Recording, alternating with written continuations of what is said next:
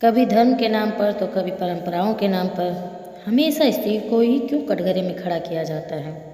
सुमन खुद के लिए अब इनसे लड़ने को तैयार थी, मगर क्या यह इतना आसान था? चलिए जानते हैं इस कहानी में। सुमन दोपहर का खाना बना रही थी। उसकी सास बिट्टो को लेकर हॉल में बैठी थी। हॉल में बिट्टो के खिलौने बिखरे पड़े थे। बिट्टो सुमन की 1.5 वर्षीय बेटी थी। सुमन की शादी को अभी 3 साल ही हुए थे।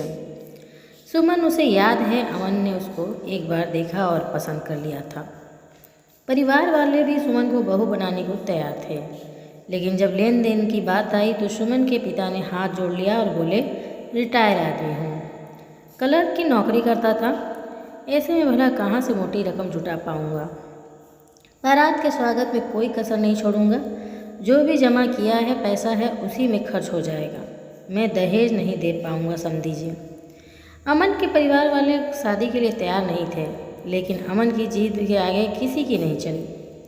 हमारे पास किसी चीज़ की कमी नहीं है, तो फिर दहेज की मोटी रकम के नाम पर सुमन जैसी लड़की को छोड़ना कितना उचित है। मुझे सुमन बहुत पसंद है। मेरी शादी यहीं होगी और फिर उनकी शादी हो गई। अमन के पिता का कपड़ों का व्यवसाय था। सुपरमार्केट में उनकी कपड़ों की एक बड़ी दुकान थी, जहां अमन, उसका भाई और पिता तीनों बैठते थे। अमन भाई के साथ दोपहर का खाना खाने घर आता था और खाने के बाद दुकान चला जाता। तब उसके बाद पिताजी आते और खाकर 2 घंटे आराम और फिर शाम में दुकान जाते थे। रोज़ की भांति आज भी अमन अपने भाई को लेकर बाइक से घर लौट रहा था।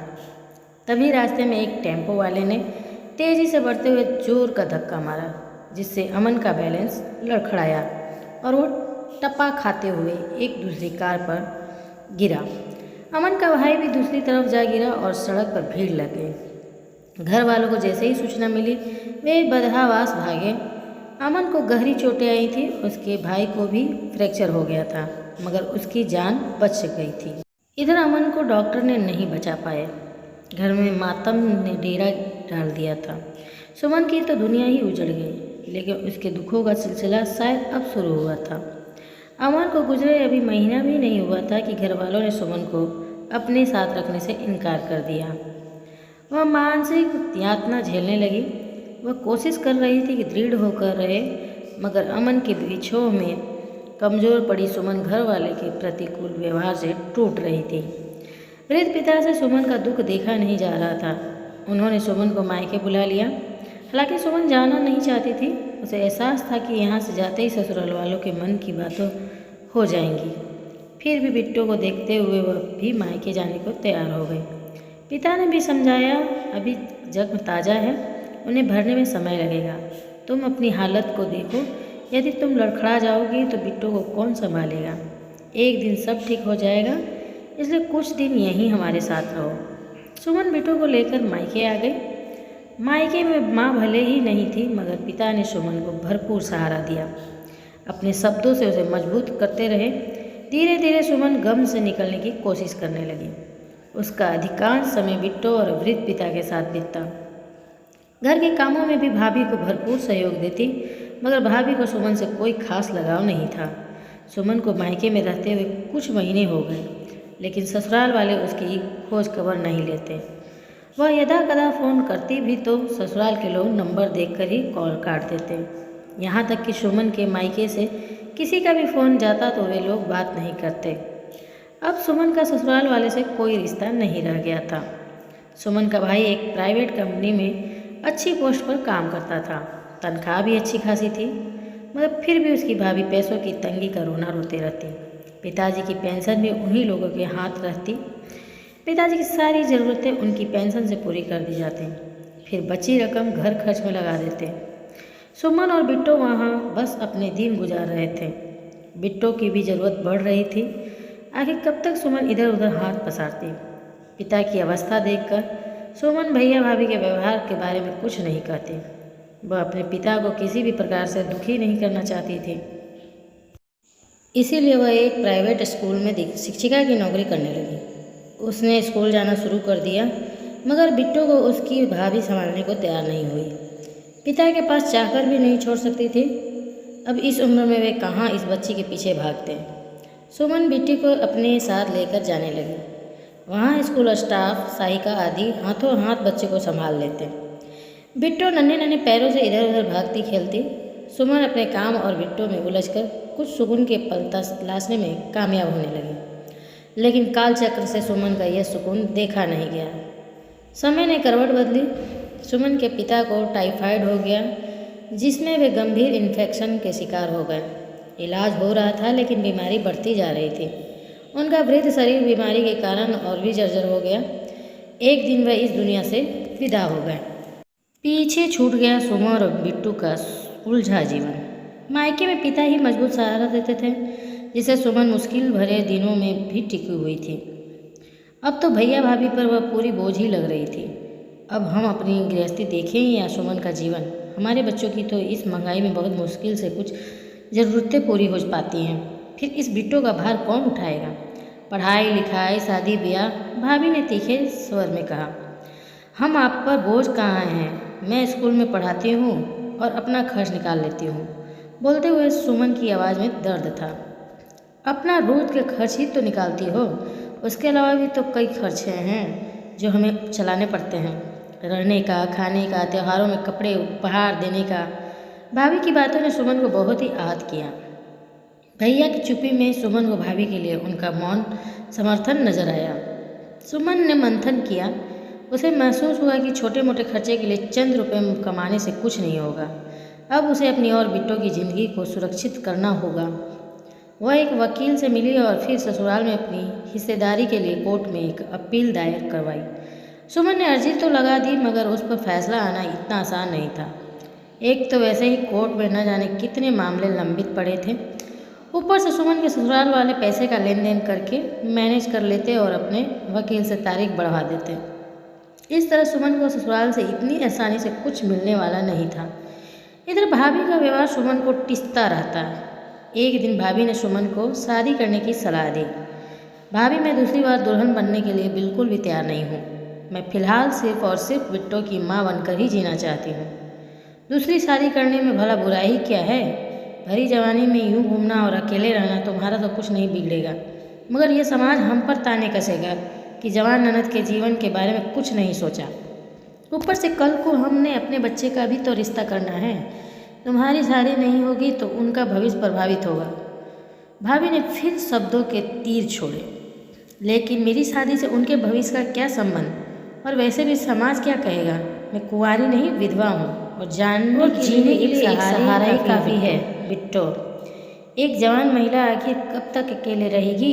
समाज ऐसी महिलाओं के चरित्र को गलत नज़र से देखता है, भाभी ने कटाक्ष भरे लहजे में कहा। यह बात सुमन को भीतर तक चुभ गई, मगर खुद को संयमित रखते हुए बोली, मैं ऐसे समाज या लोगों की परवाह नहीं करती। और वैसे भी जब किसी के पास औरत से जीतने के एक तरीके नहीं होते तो वह स्त्री के चरित्र पर ही छींटे करने का हथकंडा अपनाते हैं। यह कहते हुए सुमन वहाँ से चली गई। मगर बात यहीं पर ख़त्म नहीं हुई। सुमन की भाभी किसी भी तरह से उसकी शादी करवाने में लगी रहती। इसके लिए वह अपने पति की भी रजामंदी ले लेती। अब सुमन के भैया भी उस पर शादी कर लेने का दबाव डालते हैं। वे बिट्टू की अच्छी परवरिश का हवाला देते। दबाव से घिरी सुमन दूसरी शादी के लिए तैयार हो गई। सुमन की भाभी अपने मायके में एक दूर के रिश्तेदार के यहाँ उसकी शादी करवाना चाहती थी। वह व्यक्ति विधुर था। उसके 2 बच्चे थे, एक लड़का और एक लड़की। बहुत मुश्किल से सुमन हामी भर पाई। सोचा चलो बिट्टू को खेलने के लिए 2 दोस्त मिल जाएंगे और वह भी शायद 3 बच्चों के बीच अपने दुख को ढककर मुस्कुराहट के पलों को संवार पाएगी। मगर शादी के बाद वे लोग बिट्टू को अपनाने को तैयार नहीं थे। उन लोगों ने सिर्फ सुमन को ही अपनाने की बात बताई। यह सोचकर सुमन काफ़ी नाराज हो गई और शादी करने से इनकार कर दिया। बिट्टू को नहीं अपना रहे हैं तो क्या, तुम्हें तो बहू बनाकर पूरा मान देने को तैयार है ना। बड़े घर में जा रही हो, किसी चीज़ की कमी नहीं है वहाँ। भाभी झल्लाकर बोली, सबसे बड़ी कमी तो मेरे बिट्टू की होगी भाभी। मैं बिट्टू को नहीं छोड़ूंगी। अरे छोड़ना क्या है, बिट्टू को किसी अनाथ आश्रम में रखवा देते हैं। वहाँ जाकर कभी कभी अपनी बेटी से मिल लिया करना। भाभी, सुमन गुस्से से बोली, आप सोच भी कैसे सकती हैं मेरी बिट्टू अनाथ आश्रम में रहेगी? माना कि उसके सिर पर पिता का हाथ नहीं है, मगर उसकी माँ जीवित है। मेरी बिट्टू अनाथ नहीं हुई है। ठीक है, जो मन में आए वह करो, लेकिन हमसे किसी प्रकार की मदद की उम्मीद नहीं करना। अपनी व्यवस्था खुद देख लो, भाभी ने दो टूक जवाब दिया।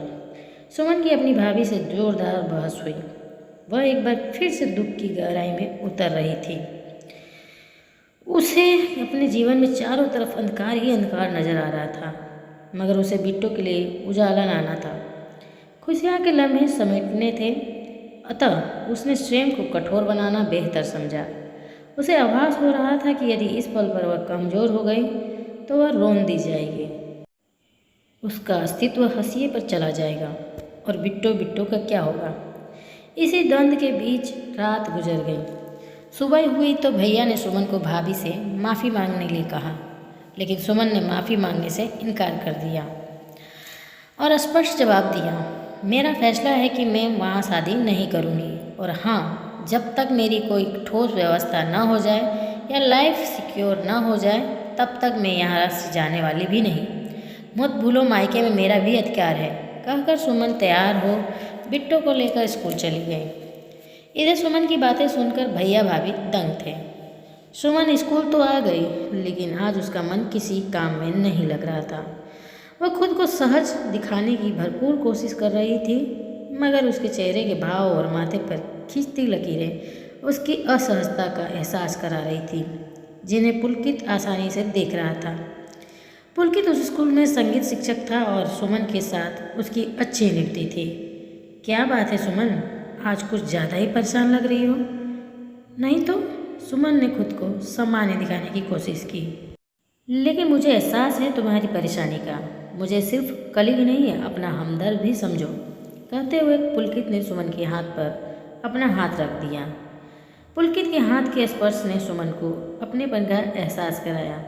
वह चाहती तो अपने हाथों को खींच सकती थी, मगर ऐसा न कर सकी। एक लंबी सांस खींचते हुए उसने अपनी बात पुलकित को बता दी।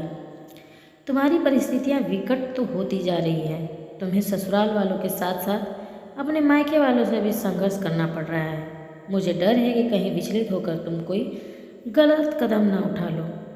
नहीं पुलकित, मुझे बिट्टू की फिक्र है और मैं इस मासूम के जीवन को सुंदर बनाना चाहती हूँ, इसलिए खुद को सुदृढ़ रखना जरूरी है। सुमन के शब्द और आंखें एक दूसरे से मेल नहीं खा रहे थे। शब्द दृढ़ता की बात कर रहे थे, मगर आंखों की नमी उसकी तकलीफ का स्तर बता रही थी। पुलकित आगे कुछ बोलना नहीं चाह रहा था। सुमन के मन को बदलने के ख्याल से उसने सुमन को अपने घर चाय पर आने को कहा।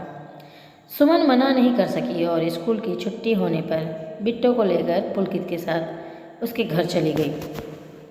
पुलकित सुमन के लिए कुछ खाने की व्यवस्था करने चाह रहा था, मगर उसने मना कर दिया।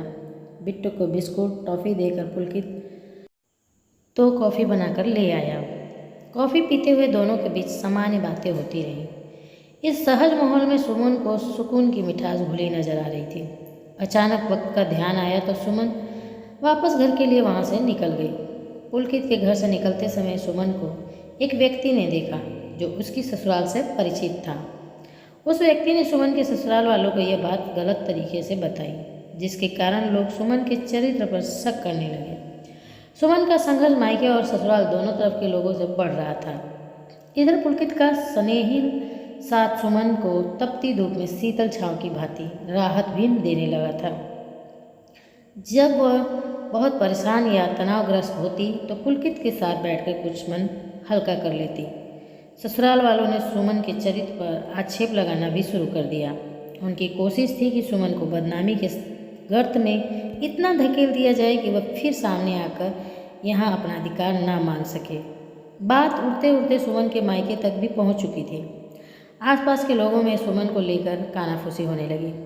इधर भाभी की कर्कशता भी बढ़ गई। अब समझ में आया कि शादी से इनकार क्यों कर रही थी। इसे तो कुंवारा छलछलाला रास आया, फांस लिया उसे अपने रूप जाल में। यह क्या बोल रही हो भाभी? एक स्त्री होकर दूसरी स्त्री पर गलत आक्षेप लगाना कहाँ तक जायज़ है? आक्षेप? उस संगीत मास्टर के साथ जो प्रेम राग अलाप रही हो, न उससे समाज में हमारी नाक कट गई है? अरे तेरी छोड़, अब तो हमें चिंता है कि कल हमारे बच्चों के रिश्ते कैसे तय होंगे। समाज समाज तो अक्सर स्त्रियों के लिए पंच बनकर तैयार बैठा रहता है। बस उसे थोड़ा सा भी मौका मिला कि स्त्री को उल्टा और चरित्रहीन दिखाने में लग जाता है। लेकिन यह भी सच है कि इसी समाज में कुछ अच्छे लोग भी होते हैं जो महिलाओं को चरित्र प्रमाण पत्र बांटने के बदले उनके सहयोगी और संबल बनने का प्रयास करते हैं। पुलकित भी उन्हीं में से एक है। सुमन भी भाभी को करारा जवाब दिया। बात पुलकित तक भी पहुंच गई। स्कूल में सुमन से वह संकोच भरी नज़रों से मिलता है, मगर उसकी आंखों में सुमन के लिए स्नेह कम भी नहीं हुआ। स्टाफ रूम में थोड़ी चुप्पी के बाद उसने बोलने की हिम्मत जुटाई। सॉरी सुमन, मुझे नहीं मालूम था कि तुम्हें खुशी और सुकून देने की कोशिश में हमारी यो बदनामी हो जाएंगी। सॉरी मत बोलो पुलकित, तुमने कुछ भी गलत नहीं किया। गलत तो लोगों की नज़रें हैं जो तुम्हारी पवित्र स्नेह को दैहिक प्रेम समझ रहे हैं। सुमन, मैं तुम्हारे मन की भी नहीं जानता, लेकिन यदि तुम्हारी सहमति हो तो हम आजीवन एक दूसरे का संबल बन सकते हैं। पुलकित द्वारा अचानक बोली गई यह बात सुमन को आश्चर्य में डाल गई। मतलब तुम्हारे मन में? ओह, मैं तो सोच भी नहीं पाई थी। तुम अफवाह को हकीकत बनाने की कोशिश कर रहे हो। तुम गलत मत समझो सुमन, मैं तुम्हारे हर फैसले का सम्मान करूँगा।